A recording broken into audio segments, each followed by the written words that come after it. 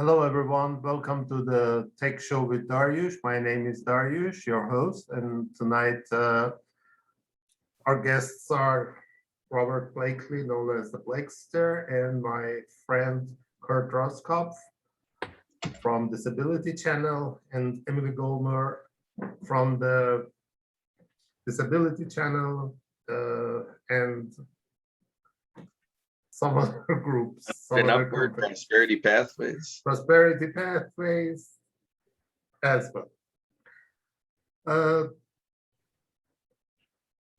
I wanted to talk about something, but I read a news that made me think so much about what is going on, and I changed my mind, decided to talk about this news today. The news was that Apple gave Chinese government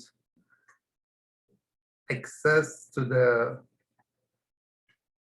user's data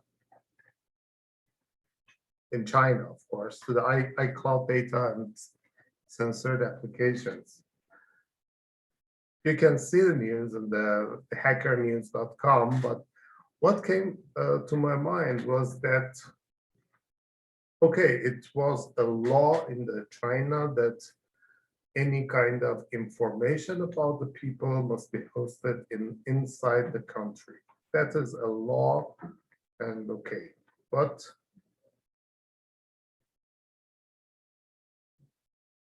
in one case, I do remember that a few years ago, Apple had there was a long debate and talks between Apple and the US government about providing information, access to the users' data, and Apple resisted. And now they are doing it. And I don't know after how long this news has been released, and to how many other countries, governments, organizations, how many places they have provided people's information. This is,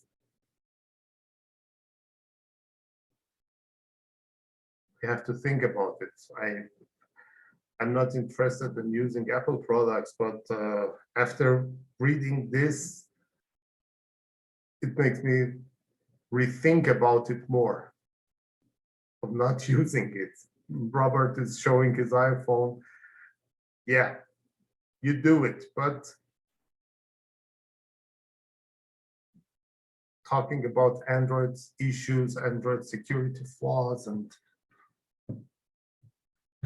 without any flaw, without any announced security issue, Apple is providing the information by themselves. What's going on? Apple acts like this, and our Android has its own issues. So why people pay so much for an Apple product when there's no privacy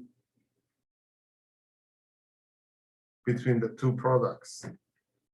Just waste of money. I can answer that. Yeah.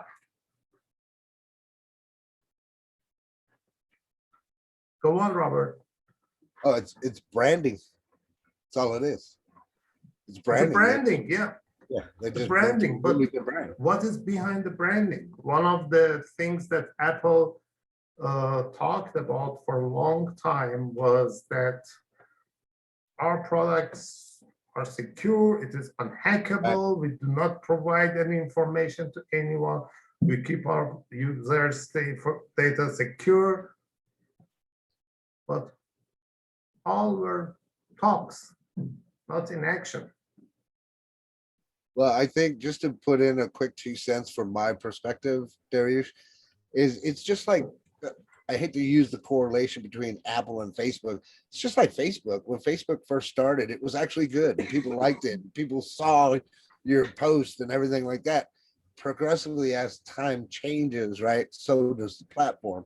So I know and remember what you're talking about, because I was an Android fan before I became an Apple fan. And part of that, as our conversations have been, I was led to believe that there was more security based off of the iPhone. And then, quick story, I had an Android phone and an iPad, and I was using my iPad a lot. And then when I went to go get the iPhone, it was like, oh, wow, it's just like a smaller version of my iPad. And then I put the two together. And then, of course, I got the Mac and everything blends and it's all nice and hunky dory. So for me, on a business aspect, it makes more sense for me to have an Apple. From a security standpoint, obviously, nothing that's related to your security privacy, you don't want to, cut corners, right? So what do we do? What's the best option? What do you think, Kurt? Well, I mean, to me, we can split the conversation into two where, we can look at how strong a product and a company is in security and, just kind of excuse the conversation from the government realm, because that's what the news and this conversation is about, is that the Chinese government is getting access. So then we need to look at, okay, does that mean that a person should feel insecure because the government has access? I mean, obviously people are going to be concerned about that, but you can separate it that Apple can have a good security solution to protect people at large out in the public and protect from hackers and so forth. But then yet we have this concern that the government has access. So I think we need to make sure we're isolating our categorization in terms of this agreement that the Chinese government has access. That's where they've given the access to the government. So we need to make sure we're only talking about our concerns regarding that the Chinese government has access to our data, right? Look, Great point. Great point. that is something very easy. When I know my phone is not secure and there might be someone somewhere, anyone who monitor my activity, I don't do anything suspicious. I don't store any private information on my phone. As I'm doing right now, I don't have any private information on my phone. I don't keep even my kids' pictures on my phone. I don't keep my wife's picture on my phone. I don't store any business information on my phone. Just something for talking. Well, what about phone numbers? I mean, isn't that still information? You have to have. You don't People's need to phone monitor someone's phone number, telephone to keep those to take those information. You can get those all from telephone operator has all these information. Yeah. And what do you Every think as month far when I as, get my phone bills, they provide me list of all the phone numbers that I've called, how long I talked, to what numbers I called. They are local numbers or international numbers, are you talking about your house line or your cell phone? cell phone. Okay. There's a lot of us, like, I know I can't speak for everybody from my personal experience, though. I have a cell phone. I don't get a bill in the mail. Everything's paperless over here. And I don't tend to go through my call log because my call log stays on my phone. So to me, that's irrelevant. My question would be to you, when we're talking about security between iPhone, what's the difference between security issues that you have with an iPhone versus something that you have with an Android, though? Because isn't Android just as susceptible to those types of things?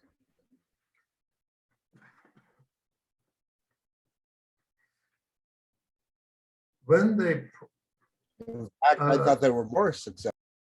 look, the, I'm saying that when the company acts contrary to what they claimed before, a few years ago, they resisted strongly, as what I saw I read on the news. They resisted to provide any kind of access or information to the user's data to the FBI and the government, US government, for the US people, US citizen. But now they are providing these informations to another country. And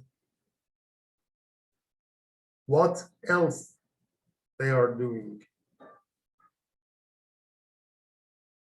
God only knows.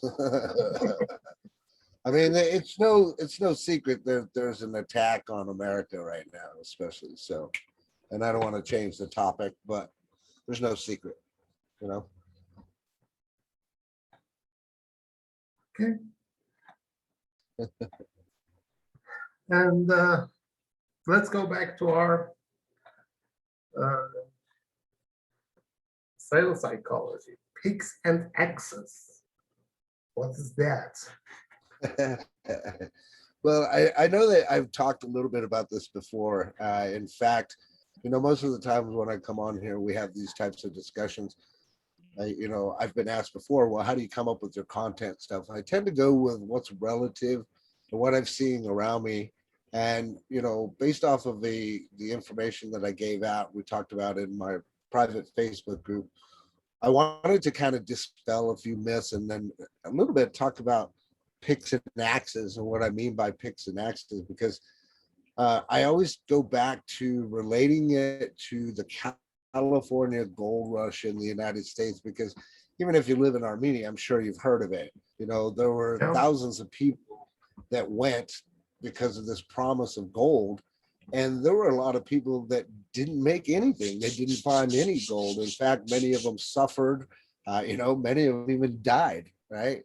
But the people that really made the money was those that were selling those picks and those axes to those gold miners. So that's kind of what I wanted to discuss and talk about.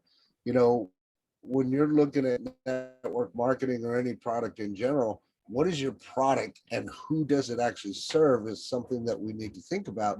But most people don't think about that, right? Most people, they get involved, somebody approaches them with the business.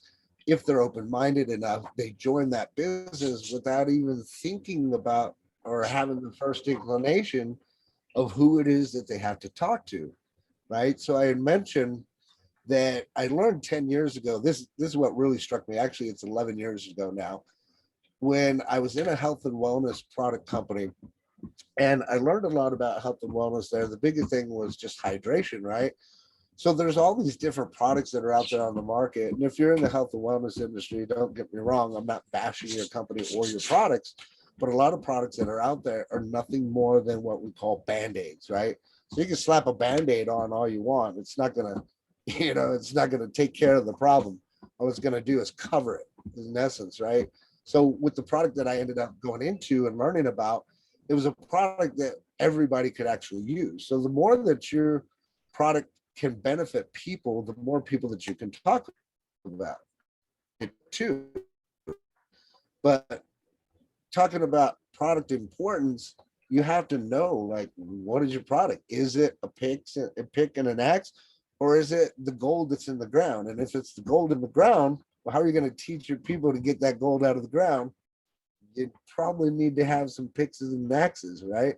So one thing that I always tell people too, to be a professional out here in the marketplace, it's important that you have your own website. I mean, yourname.com or whatever your business name.com is. Now, some, excuse me, some gurus will tell you you don't need a website to make money, which is true. However, in my opinion, if you're going to be going the long haul and you expect to be a network marketer, affiliate marketer, I highly recommend that you do have your own name, your own branding. And as part of that name and that branding, that's where you can produce some of those picks and axes by simply doing such a thing as a blog post, right? A lot of people think that, you know, because like I mentioned about Facebook, as technology advances, everybody's out there and we're always looking for what's that next greatest thing and what's going to grab that customer's attention and all this stuff. But you know what? Old school marketing still works, especially when it comes to a blog.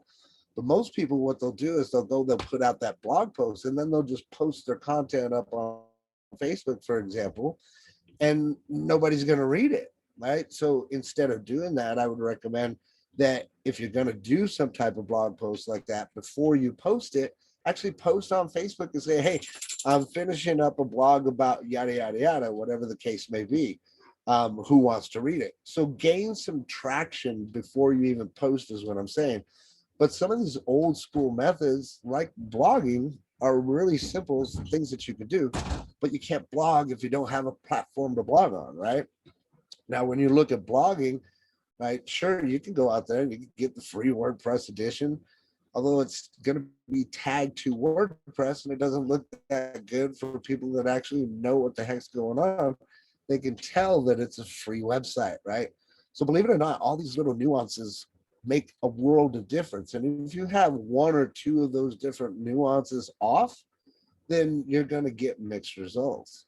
So it's important for you to understand some of the main characteristics or things that you need to be considering when it comes to opening up a business or selling any type of product, right? What does your cover image on Facebook look like? Does it give a clear, concise message? Is it sending them to a website without having a link in it? Because Facebook likes to penalize, putting links in your posts, especially if it takes them outside of Facebook. So if you're posting links, nobody's ever going to see them, right? You might get a handful of people, but what does your cover image look like? What does your pinned post look like? I talk about this. This is something that I'm relatively new to, figured out and utilized it, and it's working great. I would recommend that everybody has a top 10 rules to live by as a post and pin that to the very top so that anybody going onto your profile, as they scroll down, that's one of the first things that they see. That'll help you actually give, shall I say, a better impersonation of who you are. And if somebody's going through there, they're reading it, and then they drop you a like or a comment, then those are people that are more engaged. Those could potentially be your customers, right? The other thing to consider is value post on your page. Are you out there? Are you sitting there talking about how bad your life is? All that's going to do is turn people off, right? So you need to post value, value, value. But ultimately, if you don't have your own website, you don't have your own Pix and X's, or even an autoresponder to collect email addresses. I'm sure you guys have heard that before. It's all in the list. If you're not collecting those lists or emails, and you don't have a system that you can just shoot out an email and it goes to everybody, you're just working harder, not smarter, right? So I highly, highly recommend that anybody watching that you get with a mentor, get with myself or somebody else that can help you, and make sure that you have your branding set up. Make sure you have your Pix and X's. Make sure you have your website, and make sure you have an autoresponder. Because in essence, if you want to be successful, you at least need some type of website, and you at least need some type of autoresponder. Again, can you do it without it? Yes, you can, but you're going to get more mixed results. And wouldn't you rather, look the part and be branded and do it right the first time versus having to go through and stumble and having to dig all these little holes looking for gold and then potentially failing and dying in the network marketing world? So sharp and action, friends. That's what I got for you today.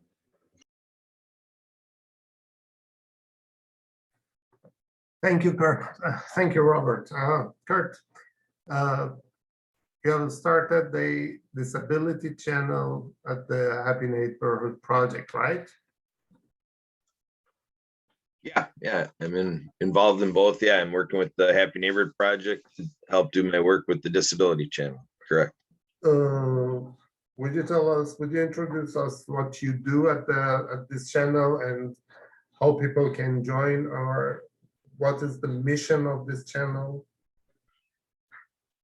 Well, I think with that, it's good insight to know that Jay Stoyan is the founder of the Disability Channel. He used to have a show years back following Friends on Fox. And what happened 8 years ago is he started to get ready to leave Fox. And what happened was is he, even before those thoughts, he was doing good on social media with what he was doing there with the mass media company and the television acumen. He was reaching out to the disability community specifically to be involved in what he was doing behind the scenes, aside from what he was doing with the company. And then what happened was is he ended up breaking away from that show and getting away from, you know, that company and committed to his own. And through that, he evolved the brand, the Disability Channel. And then 5 years ago, he was able to have the Ontario government fund something that came through a partnership called Owlware Limited, which they put together a digital ventures program that helped do training for people with disabilities. And what they have to train in is digital media, digital production, TV production, you know, formatting it over to be on radio, podcasting, desktop publishing, you know, all these things, public speaking. They have a curriculum that they've been doing for a handful of years and funded by Ontario. So my role being in the USA is to try to get other territories around the world to also take on this format. And I think he's got the tiger by the tail, because 1 in 4 people around the world, that's 2 billion people that are not being as much directly represented or as much being directly spoken to or presented to. You know, if they're deaf or hard of hearing, you know, they need that visual presentation. So there's all of this formatting to what I call the falsely claimed mainstream, because I bring forth that 3 out of 4 people around the world, that basically 5.8 billion people around the world, just basically say, this is how the world works. And then it's kind of like, we'll figure out kind of secondarily, and if we get around to it, what we're going to do with the other 2 billion people. And so the Disability Channel's mission is first and foremost to make sure people with disabilities are represented, have an equitable place in media. And then with what's produced, that we can better produce media that is more usable by people with disabilities. Thank you. Is this channel, the Happy Neighborhood Project, free to join? Can people join it for free and see what's going on? How, what do you do at the HMP? Well, the story told by the Happy Neighborhood Project is founder and positioned as our Chief Happiness Officer, Edwin Edeberry. This emerged out of the recession of 2009, that basically he took on the capacity to take the doldrums of the time, the lack of confidence, and the marketplace was just not as favorable to the corporate work. So he went out there to address this. And what emerged from that is he created this practice of going around and interviewing people on the topic and subject of happiness. And so the outcome of his engagement was to aim to get the person to commit to 24 hours of happiness. And so he did that with 1,000 people. And but in terms of what we're doing now is they've been successful in Sacramento, California, to do a lot of in-person networking all over the marketplace. And then when COVID hit, we went to the Zoom format. And so they had an event surrounding the United Nations International Day of Happiness. And they had an event. And then from that conference style event, all of a sudden they realized that they had other people who wanted to do this type of thing from other areas. So basically their friends through what was in the years past before this, as the I Am Happy Project, this network had leaders that wanted to host Zoom meetings. So we've gone from, within a year, we've gone from that one event to over 68 events worldwide to offer free, happy business networking and creating a community position to be the world's happiest place for businesses. So yeah, it is free. So you're exchanging your calling card information. Effectively, we need to be doing one-to-ones to develop that one-to-one relationship and basically get out there and help each other out. And as a community, just build a community where people are happier in their businesses because they're able to get success. So I personally, in 8 months, have met over 1,000 people at the Happy Neighborhood Project. So they got quite a system and it's been very fruitful. And I've had a lot of these happy Zoom neighbors join me in the work product of the Disability Channel. So it's been quite exciting.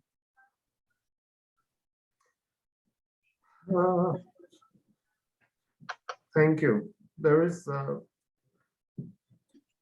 there some people that you see, they have their disability is visible. They're all either on the wheelchair or walk with a cane, or they don't have a leg or a hand or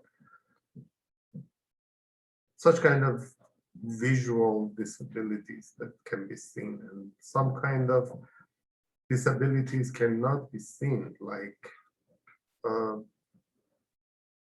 visual disabilities. And I myself am a colorblind person. And for a very long time, I always had quarrel with some people say, this is this color. I said, no, this is this color. You are wrong. Go to the doctor and check your eyes. I'm okay. You have a problem. But a few years ago, I found out that I am the one that has problem, not the others. And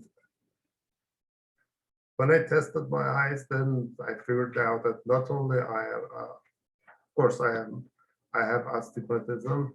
My eyeglasses are for that, but apart from that, I have color blindness issue, and that's why I see colors in different way, and sometimes I cannot read some text on a website. Sometimes when I open the website, people recommend me that this is very cool website. Go there. I open, and before the page completely loads, I close it because the colors bothers my eyes. I cannot see those colors, those combination of colors that, and the text on a very changing background.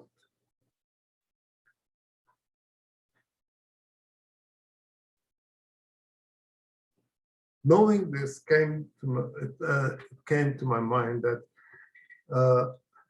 the official, maybe it is officially 25% of the people has disabilities, some kind of disabilities, but there might be more than this. There might be so many people like me. I never thought I am the one that has a problem. I always say the others have a problem, my eyes are fine. But later I found out that I am the one that has a problem. And how many other people are like me? This is something that we must remember always, that it is possible that the statistics are much more than this. And as I said so many times, there are websites that I don't use them. I don't go there because the colors, the way that they show the text, all of them, I cannot read that. I feel pain in my eyes.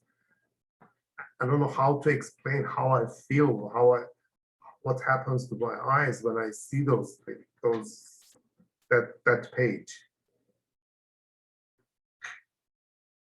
Easily they lose one visitor. How many people are like me and they are losing them? There is one bank here. I don't go there. I don't go to I didn't apply to be their client because of the way that their logo and their has been, the name of the bank has been written with one color and a background color, that both of them, I have a problem with that. And all inside the bank, this combination of colors can be seen. Why do I torture myself? And how many people are like me? And just because of ignoring the law, how many potential clients businesses may lose? And there was some guy I was talking to, you introduced us. He didn't feel any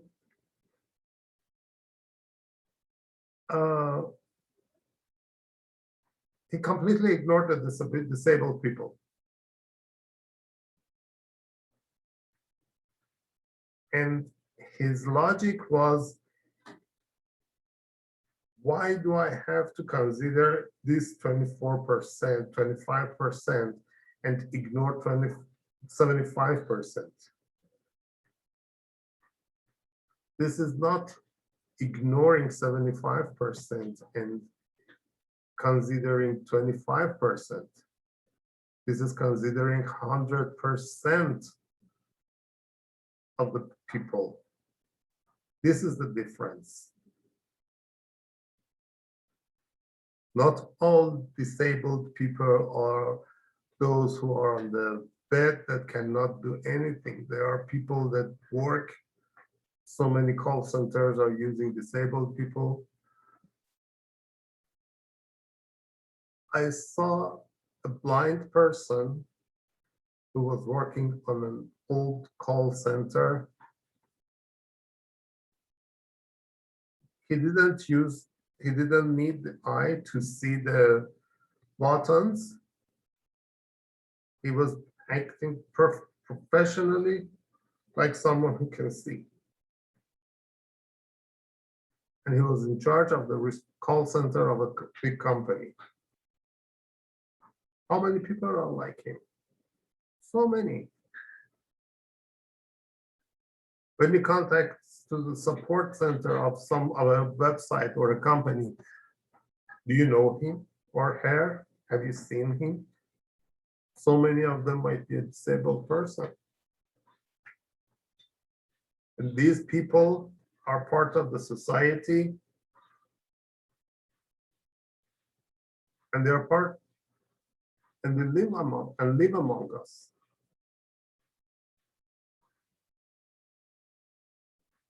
Some of them were soldiers while serving their country, no matter which country, in their own country. They had some beliefs. They loved their country. And while serving their country, they had some disabilities. Ignoring them is an insult to them.